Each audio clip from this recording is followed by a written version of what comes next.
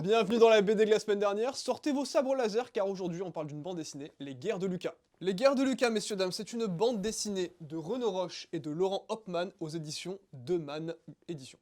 C'est tout, ni plus ni moins. Aujourd'hui les petits potes, c'est un épisode spécial Noël, vous avez l'habitude d'en voir ou pas, j'espère que vous avez l'habitude d'en voir. Mais cette fois-ci, il n'y aura pas de... Il y aura un petit jeu à la fin. Restez jusqu'à la fin de la vidéo lorsqu'on vous posera une fameuse question à laquelle, si vous avez la réponse, vous remporterez la bande dessinée que nous présentons aujourd'hui. Soyez à l'affût, c'est pour le watch time comme on dit. Sans plus attendre, et je lâche ce sabre parce que lorsqu'on a un sabre dans les mains, on a envie de parer des attaques invisibles. Ou attaquer des ennemis invisibles. Ou des vrais ennemis. Allez, on se recentre. Bref, aujourd'hui, on parle de Les Guerres de Lucas et Axel va nous dire de quoi traite cette bande dessinée. On l'écoute tout de suite, c'est parti. J'y vais en vaisseau.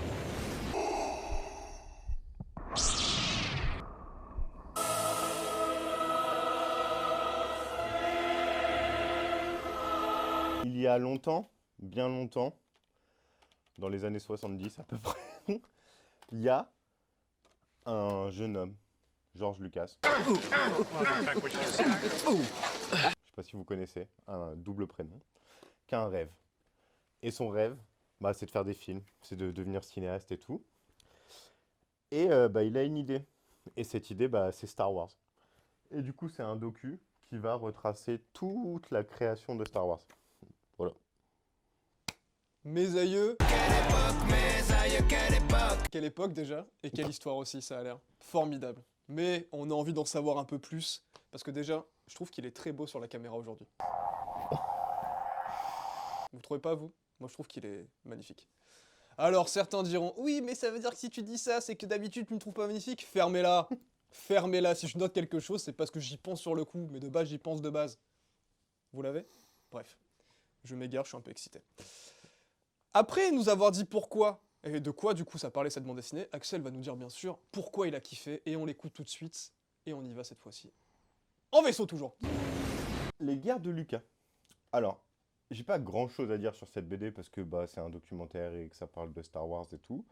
Mais déjà, moi j'ai appris plein de trucs. Alors, je m'y connaissais pas non plus énormément en Star Wars, mais ce que j'ai kiffé, c'est qu'au-delà qu'on soit fan ou pas de Star Wars, c'est qu'il y a quand même un truc sur l'industrie du cinéma en fait. Et genre, ce qui est cool, c'est de voir l'envers du décor, parce que je trouve ça toujours trop bien de voir comment se font les choses. Et en fait, par exemple, on va découvrir plein de métiers du cinéma qui, en tout cas pour moi, m'étaient complètement inconnus, quoi. Le gars qui a dessiné les vaisseaux, le gars qui a fait le son, le gars qui a travaillé sur l'image, toute l'équipe qui ont fait les effets spéciaux, et moult de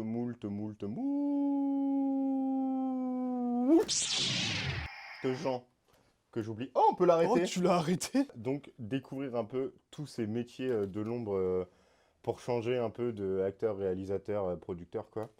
Et donc, trop bien, trop bien de voir l'intérieur, quoi. Est-ce que Star Wars est sorti?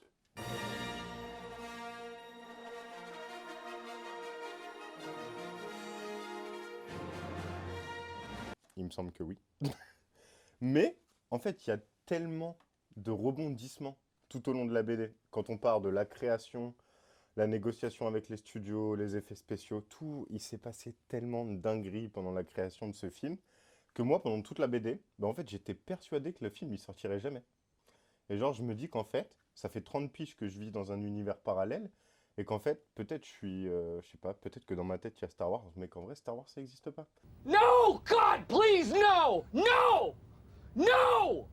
Ça m'a mis dans ce genre d'état. Genre, c'est fou à quel point il arrive à faire monter la sauce un peu, de se dire, mais est-ce que ce film va vraiment sortir?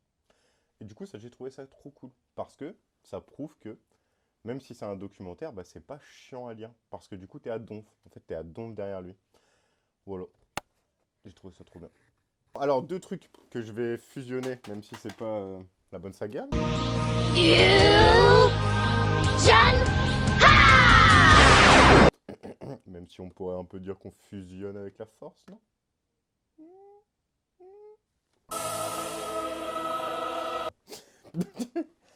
Non, alors, déjà, c'est cool, c'est beau.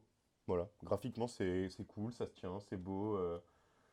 Il y a un dessin semi-réaliste, cartoonesque, que j'aime beaucoup. Puis en plus, des fois, ça remet en scène des scènes du film qui ne se sont pas faites. J'ai mis mon doigt sur mon micro. Et ce qui m'amène au dernier point, du coup, une sorte de petite fusion, c'est qu'en fait, ça va faire kiffer les gens qui kiffent les anecdotes sur le ciné. Parce qu'en fait, du coup, dans le livre, il y a moult, et je le tiens plus longtemps que tout à l'heure, anecdotes. Voilà. Par exemple, est-ce que vous saviez que le film, parce qu'il est sorti, ça je sais pas si vous le saviez, voilà, ça c'était une anecdote par exemple. Le film il est sorti. Non, c'est pas que ça que je voulais dire. Le film il est sorti que dans 32 salles. Tellement les producteurs ils y croyaient pas. Et le studio il y croyait pas. 32 salles. Vous vous rendez compte? Dans tous les États-Unis. 32 salles. Que dalle. Vraiment que dalle. Et du coup, tout le monde se dit « Ah, personne va voir le film, personne va voir le film !» Et en fait, non, parce que le fait qu'il sorte que dans 32 salles, ça a créé une hype supplémentaire. Et en plus, il y a eu un petit coup de chance qui a joué en leur faveur. Ce qui n'était pas pour leur déplaire, parce qu'on peut dire qu'ils ont joué de malchance pendant tout le tournage. Voilà, par exemple, une petite tempête en Tunisie. Lisez cette BD. Que vous soyez fan ou pas fan de Star Wars, c'est vraiment trop bien. Et regardez Star Wars aussi au passage.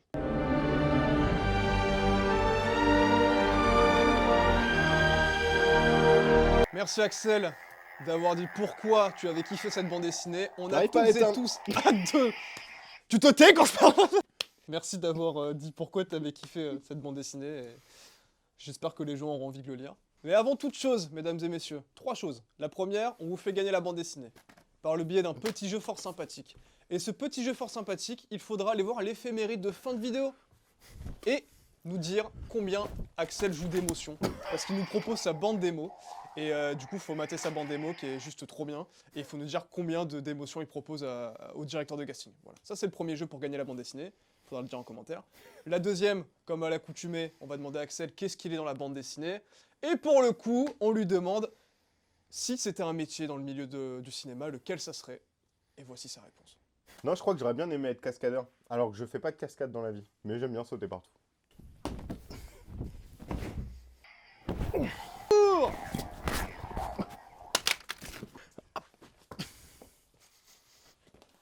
Troisième et dernier petit point, c'est l'heure des petits bisous, parce que oui, c'est la fin de la vidéo, je sais.